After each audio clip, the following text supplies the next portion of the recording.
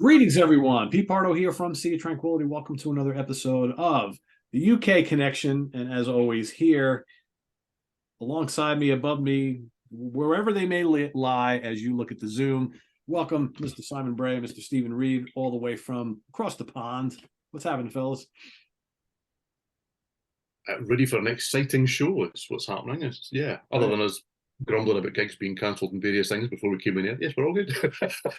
Rooms being renovated, moving rooms. Nothing ever changes for me, though. You ever notice that? I'm sitting in the same chair with the same shit behind me. You know how I get, you know how I make things exciting, guys? I'll go and I'll move one of these guitars around, and then I'm like, oh, this is here now for the next 3 weeks. That's how things move around for me. Because otherwise, Oh, you know that's a game now, Pete, don't you? That's going to be a game. People are going to start. Oh, yes, he rotated the guitars. that's right. So the Les Paul Classic has been here for about 2 weeks, so that's probably due to be changed soon. Will I move the SG up? Will I move the Strat over? Will I move the Flying V up? You'll have to wait and see. See if anybody even notices. Probably nobody will. You never know. Anyway, AOR Melodic Rock Week once again. As always with the theme of the show, we've picked out three stellar, or maybe not, albums. One is a bona fide AOR Melodic Rock classic. One is kind of more of like a underground, lesser known gem. And the other one is they did an AOR album. Exactly. So, Steven, you want to introduce the actually, no, let's not do that yet. Actually, no, introduce the albums and then let's talk about our beverage selections of the day. Okay, so the classic is REO Speedwagon, High Infidelity from 1980. Oh, look at that. Simon's got a bigger version than mine. Okay, the underground classic is Departure with Corporate Wheel. Simon's got the same size one as mine. There you go. This is quite good. I like this game. Okay. And they made an AOR album is UK hard rock band Mama's Boys. And this is growing up the hard way. This was not what people expected from them. So that's the three albums that we will be discussing today. Excellent. Excellent. So, Simon, what are you drinking today? Thanks for asking. Like Stephen, my house currently looks like a bomb site. I was able to reach under the sheets, and I've got a peanut hazelnut and caramel brownie milk stout called Brownie Pints. Oh yes, yes I do. Look at that. Oh, I like it. Cheeky little 7.5%. Why will I be chatting shit about the Mama's Boys at some point? And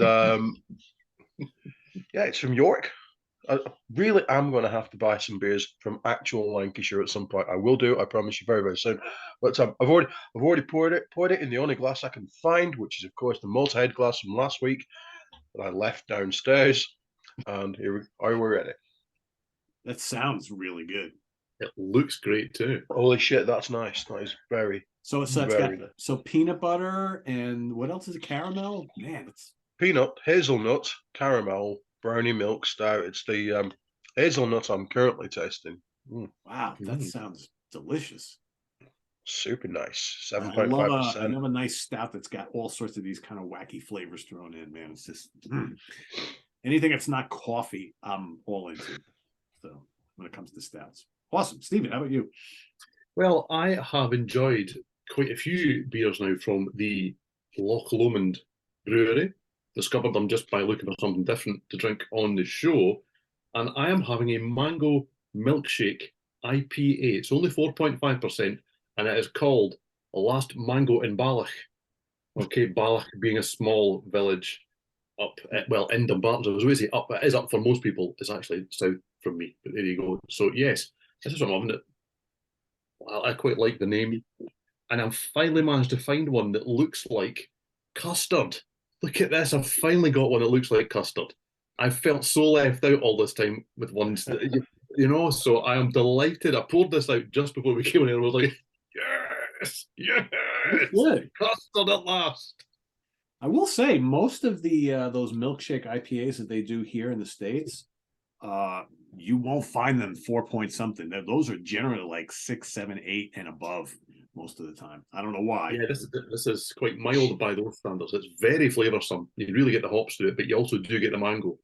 So yeah, Yeah, that's I what like it's a good meant to be. mango IPA. You don't see them Really too good. often, but yeah, that's good. That looks really good. So I've got something today because I haven't gone out to the beer store in a while. And I had a couple of these left in the fridge because a buddy of mine brought a few over. And this is just a very simple Stella Artois. 5%, just a good drinking, 600 years, good drinking premium lager beer. Nothing. Have you guys ever had Stella? I'm sure you have, right? Oh yeah, it's that's Once. falling over juice for the young people in the UK. Yeah. I don't, you know what? I haven't really drank Stella in a long, long time. And like I said, my buddy brought a few over and I was like, okay, whatever. And I had a couple a few days ago and I was like, it tastes like I remembered. It's unremarkable. It's not terrible. It's a good like summertime beer. And people seem to think that Stella is like, classy here. It's like, yeah, it's okay. It's all right. And I'm drinking in my very cool harpoon. Yeah, see, it doesn't quite have the classy tag over here, does it, Simon? No, Is Mrs. Pardo around? Is Mrs. Pardo around? yes. Oh, don't have more than one then. Do these affect you in a certain way? No, that's the reputation it's got over here. Really? Oh, okay. No, here it's just I don't know. Yes, it's decidedly not classy over here. Wow. Okay. Put it that way. There will be, I would imagine, quite a lot of UK viewers kind of going, when you brought the Stella up.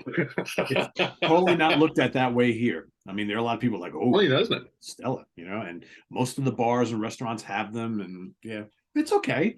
It's to me, it's like I don't know, it's a little milder, less skunky, tasting like a Heineken or something like that. It's just it's okay. It's not terrible. I personally would never really go and buy it. At least I haven't in years. But it's not awful by any means. But yeah, whatever. Cheers, gentlemen. Cheers. It's also all I had in the fridge, so I didn't have a choice. It's either that or be boring and drink water again. So, and that gets old quick. So, anyway, so Steven, why don't you get us started here with this conversation? I guess we're going to REO Speedwagon Okay, first. I shall introduce REO Speedwagon, High Infidelity, an album that probably most people know or at least are aware of because this was ginormous. Yeah. 1980, ninth studio album by the band, released through Epic. It got to #1 in the US Billboard charts, was actually released quite late in 1980, so it was the biggest selling album in the US of 1981 and went 10 times platinum. Excuse me. And of course, Keep On Loving You also got to #1 in the Billboard Hot 100.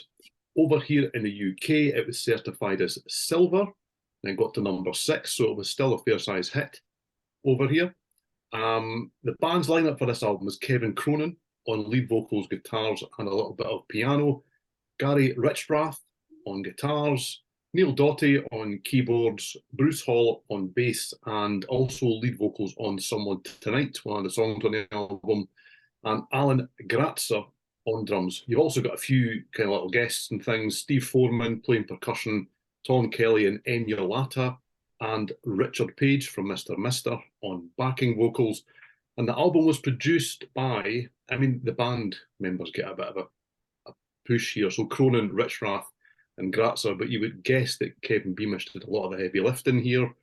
And we know Kevin Beamish from millions of things. Jefferson Starship, Crusader by Saxon, Y&T, Leatherwolf, Charlie, who seemed to come up quite a lot on this show and says I knew nothing about them the first time they were mentioned, Hurricane, Schenker, Leatherwolf, Keel, loads of things. So yes, that is High Infidelity by REO Speedwagon. Very cool. So, Simon, what is your take on this classic album? Yeah, I like this album. When we ranked the albums of the mighty Speedwagon, I don't think either of us had it that close to the top, did we, Peter? I haven't gone back and watched it, but I'm very confident No, we didn't. that we both have you can tune a fish, but you can't tune a piano at the top. This is in many ways a million miles away from that, and not much like the first 7 or 8 records that preceded this. To some extent, you know, I think some of the chaps on the inlay thing, you see, some of us just kind of like looking down, thinking, "Oh God, we've sold out. Oh shit, what have we done?" Right, but that said, when this album has highs, I think they're enormous highs, and when it has lows, they're pretty snake-like. I would tend to suggest. Which should we go for? Let's go for the highs. The singles are just unimpeachable classics to my mind. You know, there's a reason why they still get played on radio, even here in the UK occasionally, in the arena, because they're just really, really good songs, brilliantly played. And it took me a long, long time to realise that the main man and the main reason for that is Gary Richrath. Oh yeah. For a long time, I thought, I don't really get his guitar. Don't get it. But then, you know, with the advent of earphones like that, they've always been around. But when you really listen, he's always there in the background doing something interesting while he's not the featured player. Always doing something really interesting and sometimes quite kind of like dark, you know, with all these kind of, keep on loving, but he's there in the background. I'm a bit fucked off at this point, and I'm going to unleash a solo shortly. And he's just so very good. He's the glue that holds this shit together. I think he really is. There's some absolute toss on this album. Let's not shaking it loose. No, don't like it. No, not exactly a winner, but in Your Letter, which is actually written by Gary Richrath, just too pop. And I like, but you know me, I like pop. It's just too pop and too bouncy upbeat, even for me. Even though, you know, it's in Your Letter, you said you could replace me and stuff like that. Just no, it's just not good. Just not a good song. Yeah, and I also noticed that Out of Season is written by Tom Kelly. So was there pressure at that? There must have been pressure on this band at that point. Said, look, you released 100 albums, you haven't sold that much. Yeah. You know, time to bring the hits on, and they certainly did. They really did. The highs are, like I say, very high. The mediocre stuff is good, solid. It's not their best album, but it is a melodic rock classic, an AOR classic. Yeah, you know, I assume in America that there was all the tracks were played on the radio at some point. Most of them, yeah, at least half of them. Yeah, for sure. You couldn't escape this album. Couldn't escape. Yeah, which is why it's sold 10 million copies over there. So you can absolutely see why, because it's just chock full of hooks and stuff like that. So yeah, I like it, but I don't wholeheartedly love it. Okay. Stephen, how do you feel? Well, the classic album is a strange one. We often get asked or commented on in the comments as to what is a classic, what's not a classic. And I get that. I don't really argue with a lot of the comments because the criteria that we kind of use is the criteria that we always tell you is the wrong one. It's huge. It's ginormous. That's not really what we usually say when, you know, it takes more than that to make a great album. And it does take more than that to make a great album. However, this album ticks all the boxes for the classic. It sold a gazillion records. It spawned hits. It has had radio play, and it has had a bit of life. It's, you know, it's still an album that has songs played from the radio on it now. This is not where really I go for my REO Speedwagon. I tend to go a bit earlier. I like things like Riding the Storm Out. I like a bit more kind of hard hitting. That's not probably too much of a surprise. However, this is actually much more varied than you would anticipate because it's kind of known for two hits in general, but you know, 2 or 3 songs. REO Speedwagon kind of got painted into a corner of just being ballad mongers at this point. And yes, the album is ballad heavy, or it's kind of sentimental heavy. It's not necessarily all ballads, but that's the kind of mood and the feeling, the kind of tempo that comes over for anything else. So I'm going to veer towards things like Someone Tonight, which kind of even has kind of, I don't know, I can imagine with a slightly different arrangement, Springsteen or Mellencamp playing something like that. There's actually quite a lot of depth on here. I really like Don't Let Them Go. There's a bit more urgency about it. I like the kind of almost proggy keyboards of Tough Guys. So even though, I mean, the lyrics are utter rubbish. I mean, they're just inane garbage. But yeah, it's a nice song. It's a good song. Nice is the wrong word. That nice. It's a good song. Okay, but I can kind of take or leave some of the kind of 80s-ified rock and roll, kind of shaking it loose and in your letter. It's all a bit insipid. It doesn't really feel like it kind of means it more than anything else. But the big singles are the big singles. Take It on the Run. I mean, there's some really cool little guitar motifs. That's exactly what Simon was mentioning. There's when you really sit and listen to these songs, it's not just lots of hooks and sing along choruses. There's more going on than that. And yet, Keep On Loving You, it's a pretty standard power ballad, but it kind of set the tone for pretty standard power ballads. This is kind of before everybody was trying to do this kind of stuff. The guitar solo in there is still good. The backing vocals are excellent.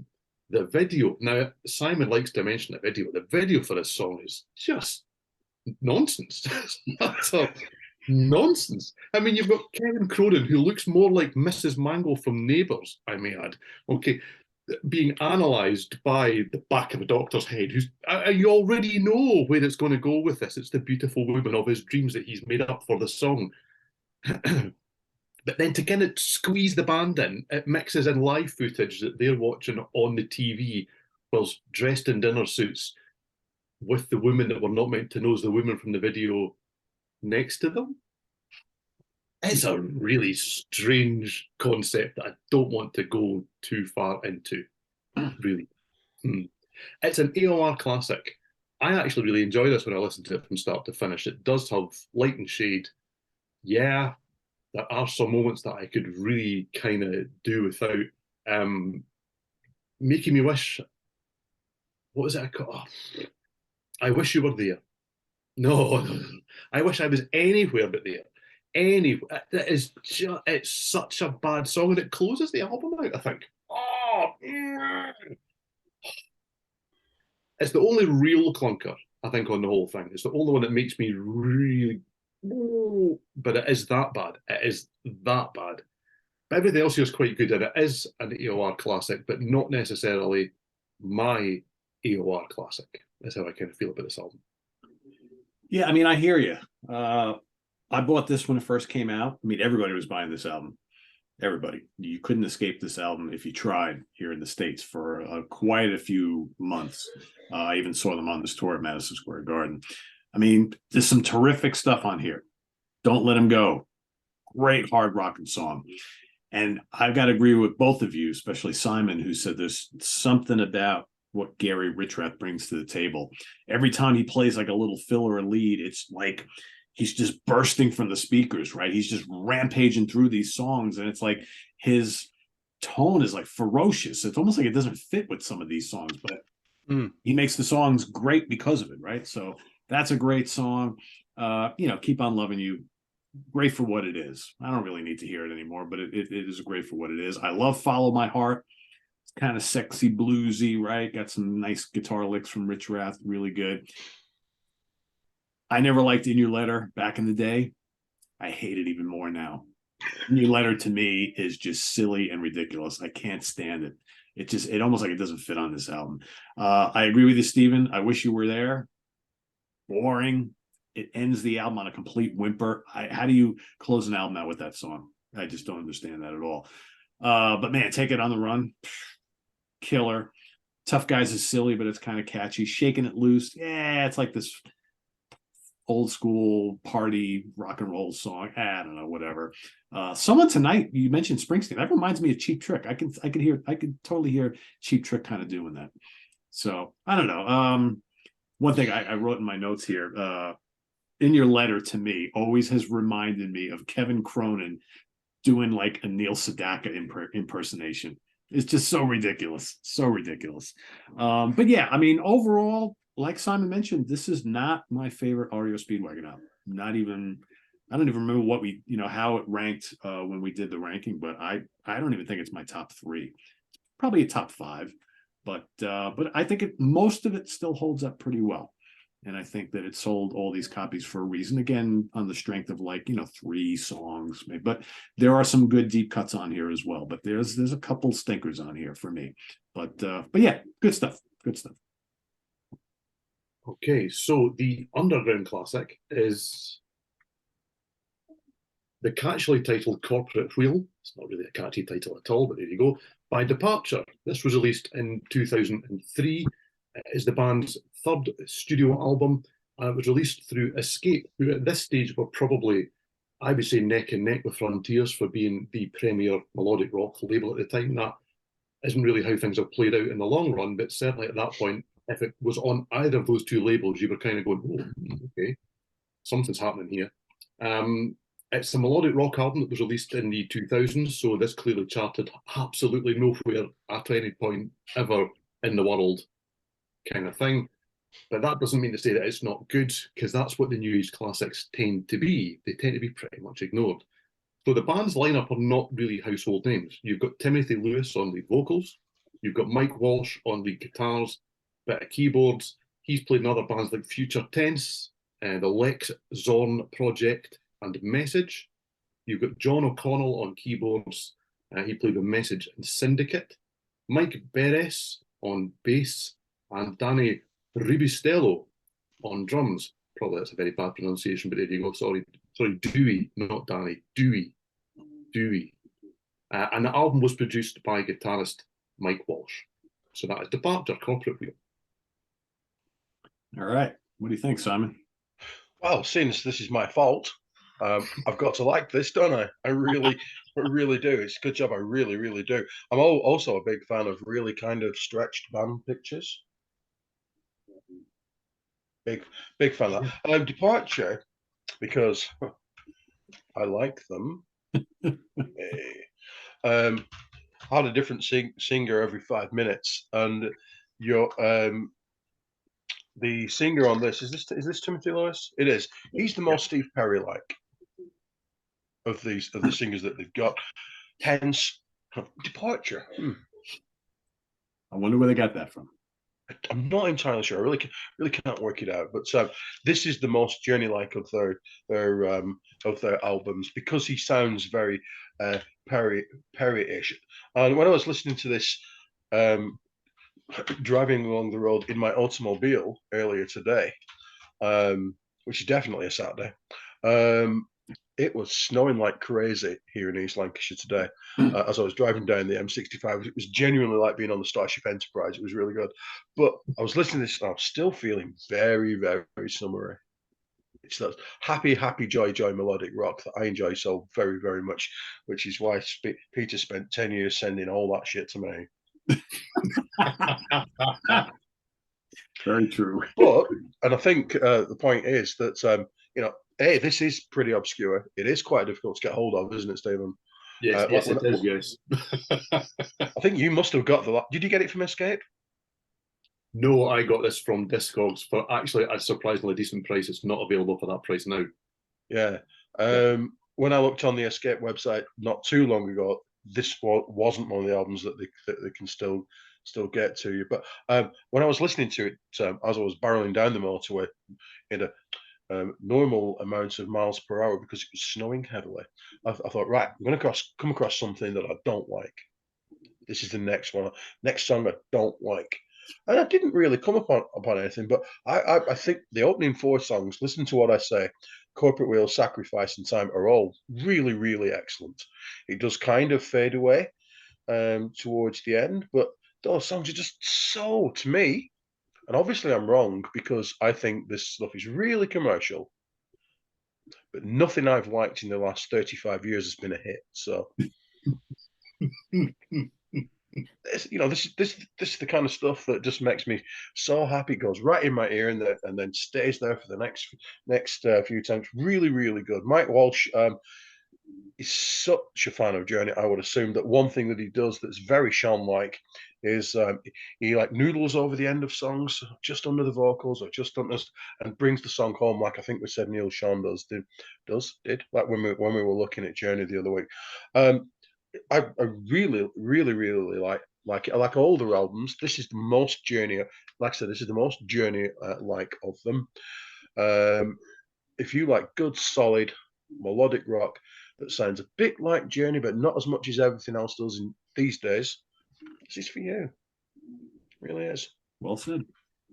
Well said. And also, I think David Rosenthal from Rainbow's on one of the earlier albums. Ah, okay. Yeah. Okay.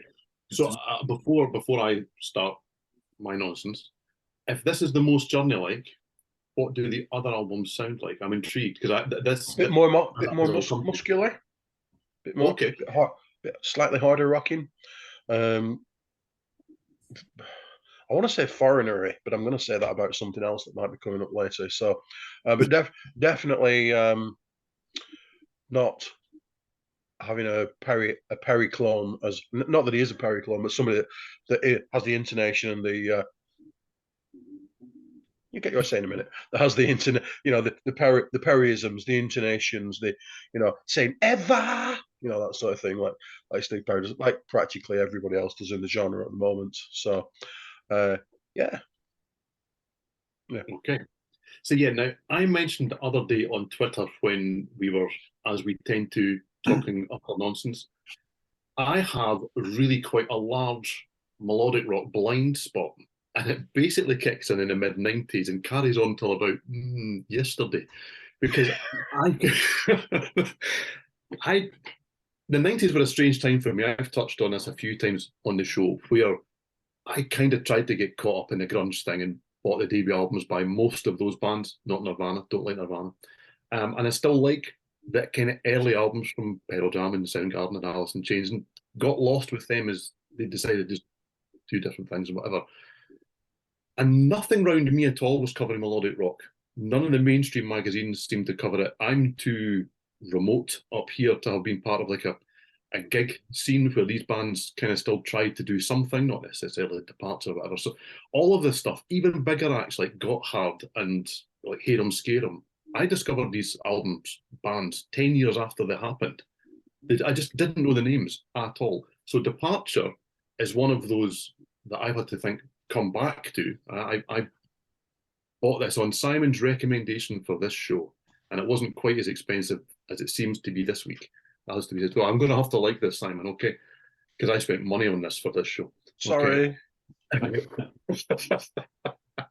As Simon has mentioned, 4 albums by the band, 4 different singers. That's never a good starting point.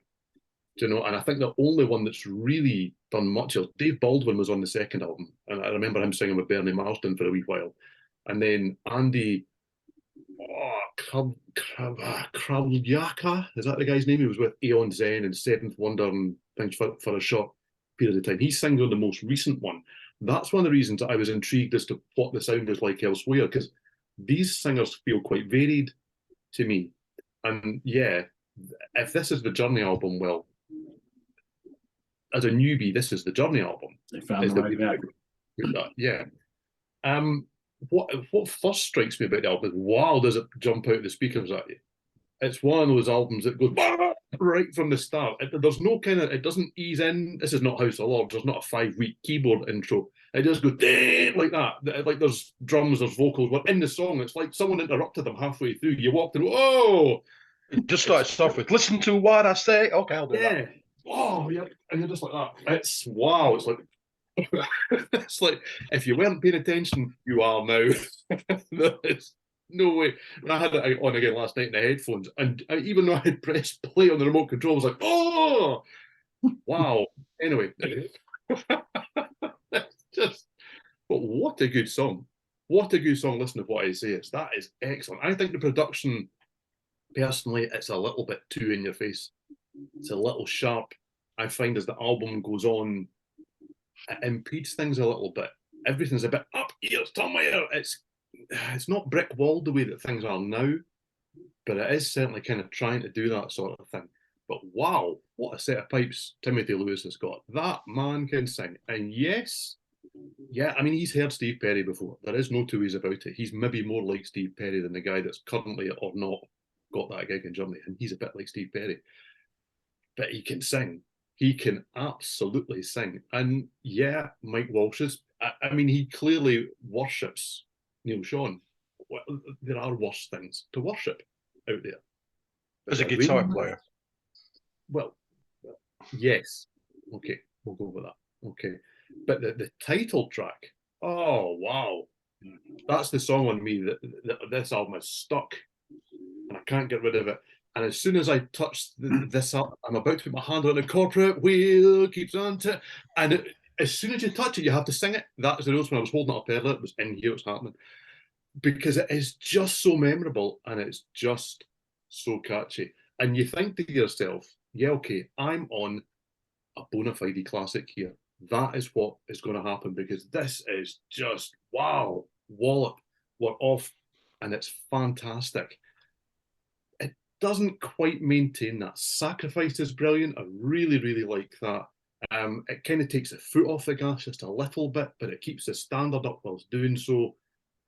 And then I like Time. Time kind of changes things around a little bit, no pun intended. It's got a little bit of a sway to it, which has been lacking early on. It is a little bit kind of romping in the first two songs, and then it decides, better try and do something different. After there, it drops off. It is just a little bit. I kind of feel, yes, it's very Journey. It reminds me of Taiketo in many ways. It's kind of got that kind of feel where you do have a singer that is able to sing way up here somewhere, but sounds really good doing it.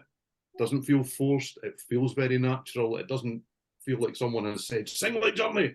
It actually feels like he wants to be doing that. It's a shame that he maybe wasn't with the band longer and they could have established something around that. Do you know, there's nothing here that I don't like. Some of the guitar tones and lead lines and Falling from the Sky kind of remind me of Boone, but that's no bad thing in itself. Okay, I really like the whole feel of the album. It's really well put together. And then Look in Your Eyes, it's got a bit of Queen. This is how to close an album out, I think. We're talking about High Infidelity closing it really badly. This album, I think, closes out really well. There's a bit of Queen, yes, a bit of Journey. There's maybe a bit of REO Speedwagon in there. It's really quite classy. And it's just a shame that across the, he says, looking at the back of the album, 11 songs, there is maybe a 3 or 4 song lag about track 7, 8, 9 and about there. None of them are bad, but you put the three or 4 of them together and you kind of go, oh, okay, they're not the magicians that I kind of thought they were. But when this album is good, it's absolutely outstanding. But a bit like myself, it's a little saggy in the middle and it could do with toning up somewhat. But I tell you what, this as a recommendation that really was just picked out the sky by Simon for me, because I knew the band name, hadn't heard anything. Really, really impressed with what I've heard. I had never even heard of these guys before or this album. So this was kind of cool. I kind of like these shows because I get to hear occasionally some stuff that I was not familiar with. So I found this album ultra catchy. I mean, you got big guitars, you got nice smattering of keyboards, the crisp drums and vocals that remind me of a guy I really admire. Right? Why not? Right? I mean, you know, Timothy Lewis, he hits those Steve Perry notes throughout the album. I mean, Listen to What I Say is a terrific song. That pulled me right in, and I'm like, wow, if the rest of this album is like this, we're off to the races. I love the title track. I mean, Mike Walsh, really good player. Yeah, he sounds like Sean in spots, but I think he's got his own style too. And there's plenty of them on this album, which is really good. I kind of dig Sacrifice. That's a little darker and kind of heavy, right? It's a little something different. And I agree, the production on this album, I enjoy it, but it is kind of in your face, and it's like you know, it's on all the time, which is not necessarily a bad thing. I'm not crazy about Time. That's a little kind of poppy for me. It kind of breaks the momentum, but it's got a really nice hook. And you know, the more I listen to it, the more I'm like, it's not really my cup of tea, but I could have totally seen that being a big song here in the U.S. in like 1985, 1986. It had all those kind of elements to it. I love Down on My Knees. To me, forget the Journey thing. Well, sort of. That reminds me of like Steve Perry if he was singing for Foreigner or Giuffria. Like that's because the music kind of sounded more like those two bands. But it's got some crunch to it. It's really melodic. Every Man is another good song. I really like Give Me a Reason as well. And Falling from the Sky is ultra memorable. I love the Hammond organ. I love the big guitars. You know, there's more good stuff on this album, but I also agree. I don't think there's a bad song on it. And pretty much the whole album, yeah, save for a track or two that kind of don't move me as much as the others. there's really no weak songs on here, and this was a really, really nice surprise. So I would say anybody who likes kind of a lot of the things we've been alluding to in this album, I think you'll really get a lot of enjoyment about this. And again, 2003, this album comes out in 1985, 6, 87, gets on a major label. This might have done something. It's good stuff, good songwriting, good production values. I dig it. This was fun. That's a really good spot with the keyboards, Peter, because I was the other day going, what does it remind me of? What does it remind me of? Giafria. It's very Greg Giafria. And the kind of phrasings and some of the sounds that are used, and that to me is a massive tick in the box. That's always going to get my vote. So yeah, that's another good aspect about the album, I think. Yeah. All right, Steven, our last one here. Okay, so I will try to keep this brief because there is really quite a bit of backstory with this. So this is Mama's Boys Growing Up the Hard Way from 1987. Okay, so this is they made an AOR album, and this band had a real history prior to this album. Okay, so they started as a kind of Irish folk outfit. They did have an album there that was like a family album, the McManus Brothers, which alludes to where the band name comes from. Not all of the three main guys in Mama's Boys were on that. However, your three guys are Pat McManus on lead guitar and a little bit of fiddle. There's the history back there again. John McManus on bass, and up to this point, lead vocals. He'd always been the band's singer until now, or certainly in the studio.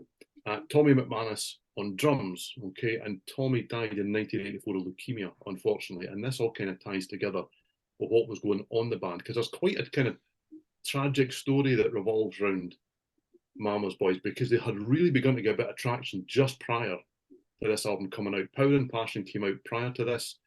They had toured with Rat in the US. By all reports, they blew them off the stage. It was all began to happen. And then, unfortunately, the leukemia came into play and the band had to come off the road and various things started to kind of come off the rails. So they had signed £1 million record deal with Jive.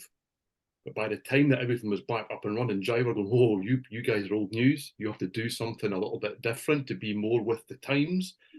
Okay, so they had a guy called Rick Chase, who sang with Graffiti, Double Cross, Alibi, King's Call, John Coughlin's Quo in recent times, was brought in on vocals, but they parted with him for Growing Up the Hard Way. And at the label's insistence, they recruited, in my opinion, the excellent Keith Morrell, who we've spoken about briefly on the show before, who sang with Air Race and Phenomena, the kind of Gailey Brothers thing that came out with Glenn Hughes and various things as well, and has also gone on to be a backing singer with Cliff Richard. Okay, so the album's got guest keyboards from Phil Begley, who also produced the album, co-wrote quite a lot of it. I would guess he was, shall we say, introduced to the band. He didn't seem to do very much else elsewhere. He produced singles by bands like the Bogey Boys, and Quarterdeck. But there you go. And recent interviews, or more recent interviews, would suggest that not all of their brothers were even fully involved in the studio. Okay, what that really means, not 100% certain. Okay, so the album didn't chart in the UK. Only Power and Passion, the previous one, did, which got to number 55. So that is quite a drop-off. That shows they had been away and they were forgotten about, to be fair. And there were two singles off the album, Waiting for a Miracle and Higher Ground, and they stumbled to number 85 and 88, respectively, in the UK charts. So yes, apologies. That is a bit of a long build-up for Mama's Boys Growing Up the Hard Way. Cool. All right, Simon, your take. Ah, yes, Mama's Boys. I'm familiar with the work of Mama's Boys. This is my favourite Mama's Boys album. Doesn't look much like they're going to make an AOR classic, doesn't it? You know, especially with, oh, look, there's the fiddle there. There's this, yeah, bow, yeah, you know. So, to my knowledge, that was the first US release, to my knowledge, because didn't they have like 2 albums before that? They have a weird release history, like. Yes, it's a very unusual release history because there's an official bootleg, which is actually the first album. Okay. Some listings show it as an album, some don't. There are many EPs that some are singles, some are longer than that. But yes, I believe officially there are 3 albums, 2 of which look official and 1 which is called an official bootleg, but it is the first album. And then this. But if you look at some of the discographies out there for them, most of these albums appear to have 2, 3, 4 different covers over the years and over different re-releases. they are quite a difficult and expensive, depending on what you want to buy, band to try and collect the music from. Yeah, I'll talk a little bit about that when we get to my turn. Because anyway, sorry, Simon. No worries. Whilst this is not a melodic rock album. They certainly had a way with the tune, didn't they? On their earlier stuff, particularly Crazy Daisy's House. Wow, hello. Just really hello. Listening to that earlier today, and then until I came and sat down, that's the song that's been going around in my head. When I was setting up my stuff earlier to be in this room. They even did a Slade cover. Doesn't that usually get you a big hit in the States? Just saying. But anyhow. If you were Quiet Riot, it sure did. Well, bad timing because they were released quite close to each other. Yeah.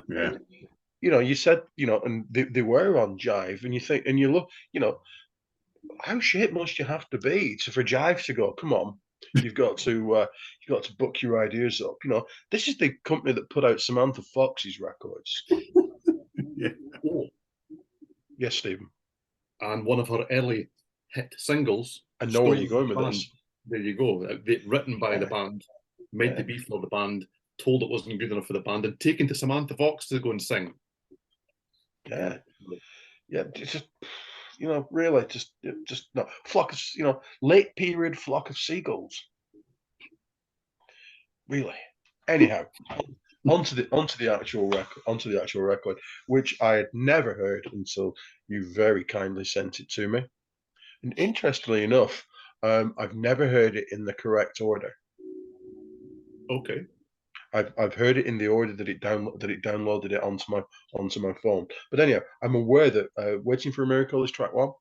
Yeah. So I thought I'd talk about that and then spring onto the others. "Waiting for a Miracle" really sets the stall out. Yes. Oh, we're talking about the will to survive, keep the flame alive.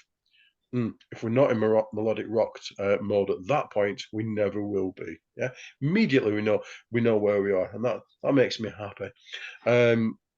Blacklisted is really foreignery, very very foreigner indeed. And then they've got a song called Hot Blood. Just to keep that potential foreigner kind of link going, and I do actually think that Keith Morrell on that does sound a bit like Lou Gramm. They've got the Stevie Wonder cover going on there because that was kind of obligatory at one point in the 80s, wasn't it? Yeah. It's a fairly cool and groovy cover of Higher Ground. I like it. I like the keyboard. I like it a lot. I know I can't read my own writing, but "In Over My Head" reminds me a bit of something, but I'm not entirely sure what it is. But hey, Survivor meets 38 Special. There you go. Yes, indeed. And where would melodic rock be without songs about letters? This one opens up with "Wrote a letter today." That's what's wrong with all these ADV things on frontiers. You should be writing about sending a Snapchat or a TikTok or something. So many songs about sending a letter and being upset with my baby, all that kind of stuff. I've Had Enough is really quite funky yet melodic. Yeah, Bedroom Eyes. I'm feeling like there's a little bit of cowbell in there. I could imagine Steve Overland singing that. Not entirely sure where he'd fit the walls at the start, but it rhymes ocean with notion. Definitely a thumbs up. And his scale's been running wild all over town. What a cow. Really. So it made him write a melodic rock song. I'm genuinely very pleased I've heard this record. I really am, but it's not that much like that. No. And I don't know. I genuinely don't know. I've had this for many, many, many years. At the moment, I'm not entirely sure which one of the two I choose. Probably this one, because I can't find this one that we're talking about anywhere. Anyway, just no, it seems very difficult to find. So I'm very pleased that you sent it to me for free, and it will remain on my phone. In the wrong order, but that's fine. Yeah, because we Willie Cunt or whatever he's called, he's no longer on my phone. He's gone. I know. I've changed phones, but this one will remain. Yeah. It's not like the early stuff. It's a complete about what that and that's what this segment's kind of about, isn't it? Yeah. What? Oh, they did, didn't they? Yeah. And they did it very well. And it's very sad that it didn't sell. Yeah. When this idea was first kind of mooted between us about they made an AOR album, this was the album that came to my mind.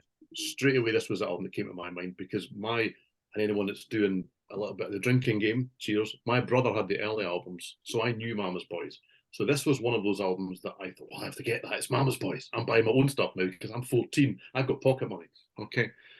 But yeah, wow, this album was a shock. This album was a shock. Now, not if, like me, you bought Waiting for a Miracle on 12-inch single. Okay. Not if, like me. And not only did you get the 12-inch single, you got a free guitar. Okay. And you're thinking, Stephen, where is that free guitar? Well, yes, it's right here. Okay. It's right here. Okay. This is my Mama's Boys guitar. Okay. Anyway, okay. So, and this, unfortunately, is also what your track listing is. So anyway, I'll put this back in its case now. Hang it behind you and move, put a different guitar there every week. There you go. That's exactly what, yes, because I have, yeah. Okay, so. Okay, so this album is absolutely. Okay. Anyway, back to this. So yes, it does open the album, and I really like the vocals on this. They're so impassioned. They're just absolutely on the money. I mean, the vocals sell every single second of this song, and the backing vocals are great. Admittedly, the production is of its time. The guitar sounds are they're maybe not quite as smooth as an out-and-out AOR album would have them be. They're a little crunchier. That's not necessarily a bad thing. I really like In Over My Head, which is track 3. The problem is that when you've had this album for as many years as I have, because I can't get to them both at the moment because this house is in just an absolute mess just now. You have none of these, Simon. I can't find it. I have 2 of this because I have this on vinyl as well. Nobody likes to show off. Well, I would even like to do that. I'll bring it for a different show. In Over My Head kind of feels a little bit like they rewrote Waiting for a Miracle. If you go and listen to the 2 of them back to back on the album, you think, I've heard that chord structure before somewhere. And then you think, okay, it's slightly different. The song I'm thinking of is a bit, more up tempo. It's a bit harder hitting. Oh, I've just listened to it. It's 2 songs before it on the album. And if there's one real issue on this album, is there is a little bit of a crutch around that. There is a little bit of a feel of they got a formula that worked. Man, oh man, does it work? But then they kind of used that. This one feels a little bit more like Toto to me because it is kind of pulled back on and a little bit smoother. I'm not usually into Stevie Wonder covers. I think it's dangerous territory. But when it's done right, it's done really right. I like Higher Ground here. A really good guitar solo there. Murrell's grittier vocals are excellent. And yes, I mean, you get to things like Hot Blood. I mean, the keyboards are a bit parping at various points on this album. Do you know, I think Hot Blood, yes, there's a foreigner link. It reminds me of Bad Company post Paul Rodgers. That to me, I know that not everyone in the room loves that. That to me is a good thing. But the keyboards do kind of remind me a little bit of, I don't know if you remember Going Live on a Saturday morning, Simon. It's a little bit like that. It's just a little bit too kind of cheerful and in your face. But Running Away is an excellent slower number. Blacklisted that's prime foreigner territory. Yeah. It really does it very, very well. And Last Thing at Night, which closes the album out if you haven't just been sent it by a fool like me that didn't know it would send it in that order, it is an instrumental that closes things out, and wow, is it great. It kind of reminds me of The Loner by Gary Moore. It's a really beautiful bit of guitar work, and just through lack of timing and lack of money and the fact that I'm doing something else tomorrow, Pat McManus is actually playing about 20 miles away from me tomorrow night or the night after, not on Saturday. Clearly, it's obviously before then. And I'm really sorry to miss it because I've never seen him under any guise whatsoever, but there you go, such is life. What a guitar player. You don't necessarily feel it on this album in the same way as you do on some of the earlier ones. But man, oh man, Yeah, this was the epitome of this for me. This was the one that you kind of thought, yes, they were slightly more melodic after the album that you showed, Simon. But wow, this album came out, you really did genuinely go, they sound nothing like the band they used to be. They've got keyboards now. And who's that singing? I'm a great believer. There's lots of people say, oh, that band should have changed their name for this album. And I think, well, no, because they've established their name. They want to sell it to the fans and all this kind of stuff. Any Mama's Boys fan that bought this the day it came out, not having bought their cardboard guitar like I did, will genuinely have taken it home and gone, who are these guys? Who be these? I love it. I think it's great. But can't the same be said for REO Speedwagon? High Infidelity does not sound anything like REO 2 or much of their early material. Yeah, for sure. Yeah, that's a really good point, actually. They fall beautifully into both categories today, yeah. So, I mean, here's another album I had never heard before. And this is one of those bands that I always remember hearing about back in the 80s, but I never bought any of their stuff. And they really didn't make much of an impact here. I'm really curious. So, Simon, the album you held up and the album that came after with The Passion and something or other, right? I guess that's their second, third album, whatever. Mother and Passion is technically number 3. Yeah. So are those like what do those albums sound like? Is it metal? Is it just heavier rock? I mean, what did I mean, seeing the guy playing the flying V, and then he's got the violin, and I was always intrigued, but I just never took the plunge into this band at all. At the time, I would suggest that they would have been called a heavy metal band. At the time, they were all over Kerrang, weren't they? Yeah, and they were very much darlings of Kerrang as well. They pushed them hard, and this album was really well reviewed. Somewhere I have a flexi disc that was given away free with Kerrang. It even had the review in from the album, from the magazine on the back of the flexi disc, because it is so glowing about this album. Never mind what they did before. But yeah, they were a hard rock band with Modernised. They were a hard rock band, but the emphasis on the hard, very guitar driven. I mean, they were a power trio. And they were a heavy band that were going out and playing riff-led music with a really good guitar player and a really solid rhythm section. Between the start and when we get to here, the sound did evolve. They did try to move with the times, but in a way that still you kind of thought, well, that's Mama's Boys.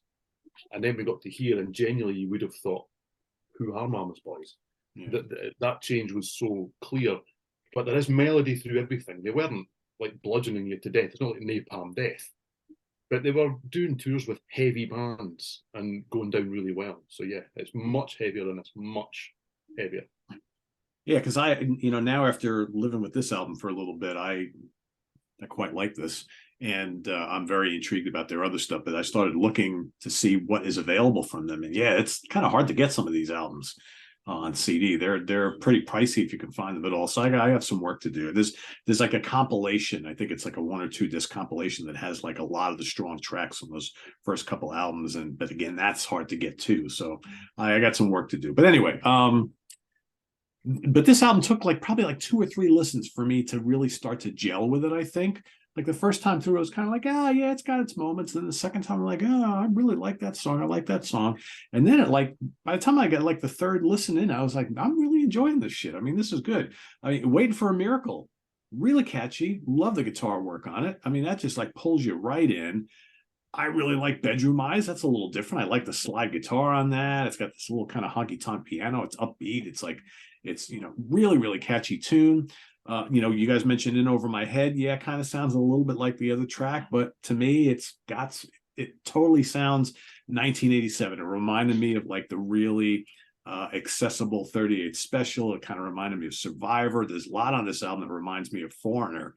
And especially the more hard rockin' Foreigner, Hot Blood, totally in that vein.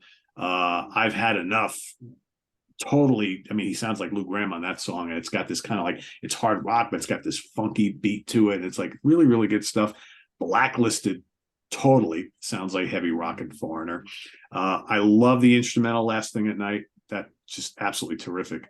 I mean, if anybody just likes really kind of bluesy, tasty guitar leads doing the whole main melody, you mentioned The Loner by Gary Moore, for sure. He even has a little bit of Gary Moore in his playing, I think.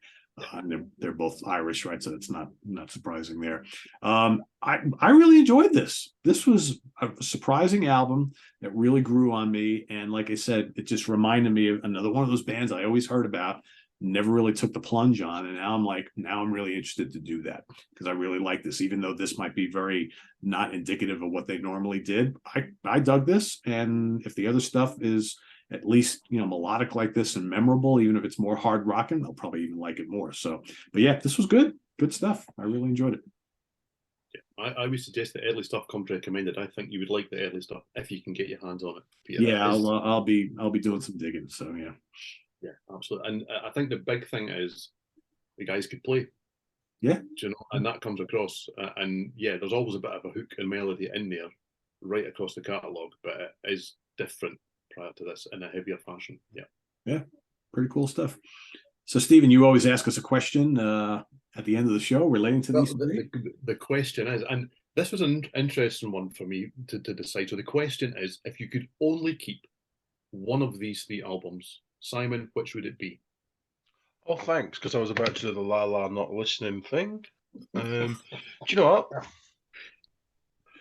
I don't need to own this because I very rarely pull it out. If, in fact, when I do pull this out, I pull out the CD of the 30th anniversary and listen to the demos and think, well, how was that changed?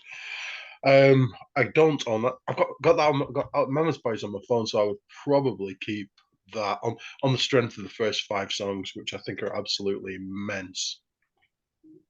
Okay. And we're all going to be singing "Listen to What I Say" for the next few days. Yeah, absolutely. Peter? Well, I knew we were going to come to this, and I've been debating this all day. I'm like, how do I answer this one? I've heard High Infidelity so many times in my life. I don't think I need to take it anywhere with me. I know it's all up here, right? I've heard it. I know it pretty well. So it wouldn't be that one. So then I have these other two that I really like that are new to me. And I'm like, I would love to take both of them, but I can only take one. I really think I would take the Departure album. That's the one I would take.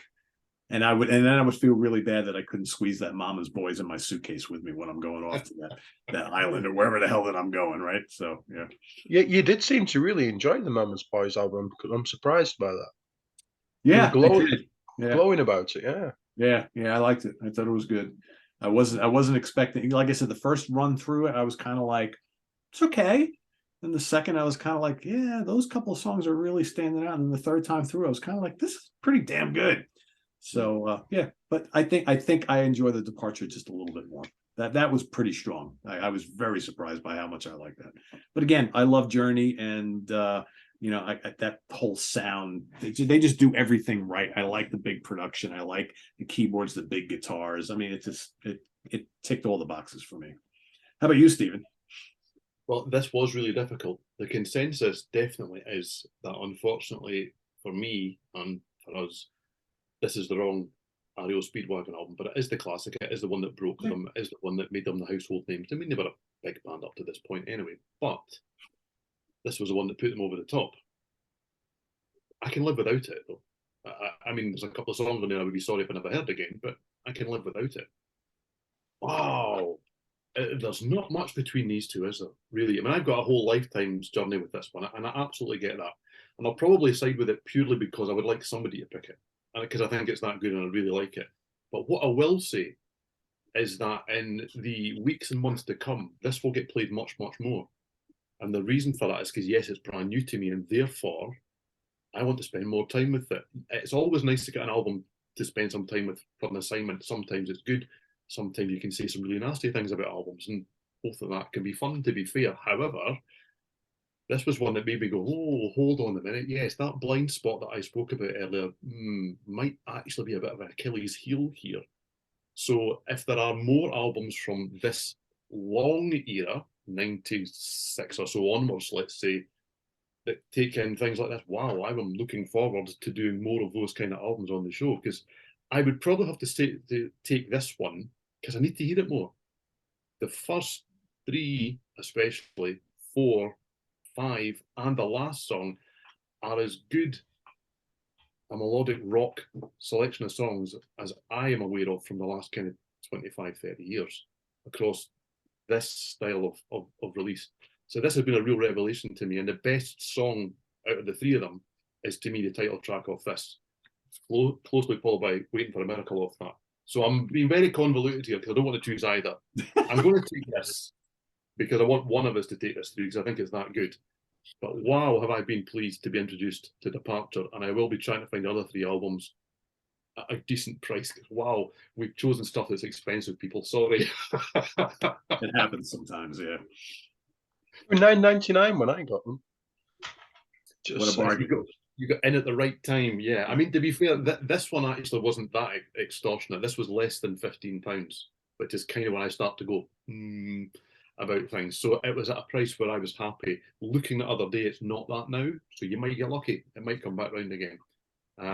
So yeah, and that was on Discogs. You can't get it from, well, I couldn't get it from Escape-N, but that was the first place I looked, was to see if I could get it from the label. Yeah. Cool. So for those watching, if you haven't heard any of these albums, I'd be very surprised if there's people who haven't heard the High Infidelity album, but you never know, right? I've seen weirder things.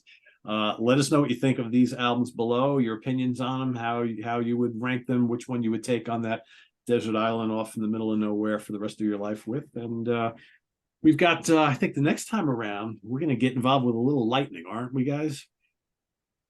Yeah. So a lot of you have asked us to do a Metallica show, and that will be the next episode. We're going to rank the songs on a classic album. That album is Ride the Lightning by Metallica. So that is coming up in just 2 weeks. So stay tuned for that.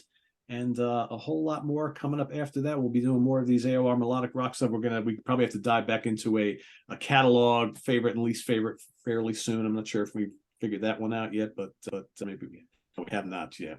It's been we have a couple where there's some we've been throwing around, but I also have some ideas. I generally let these two guys choose all the albums for the AOR melodic rock shows. I've had a couple that have popped in my mind that I'm going to talk to them about as soon as we get off the air and see what they think. So because there's a lot of really cool stuff out there. So anyway, thanks for watching, everybody. Visit us on the web at www.seaoftranquility.org. We're on Facebook, we're on YouTube, all together, all the damn time. And for once, I think I want to finish my beer before the end of this episode. And again, I haven't done it, but I took care of that. So thanks for watching, everybody. For Simon Bray and Steven Reid, I am Pete Pardo. Enjoy the rest of your weekend, and we'll see you in 2 weeks here on the UK Connection. Take care, everybody. Bye-bye.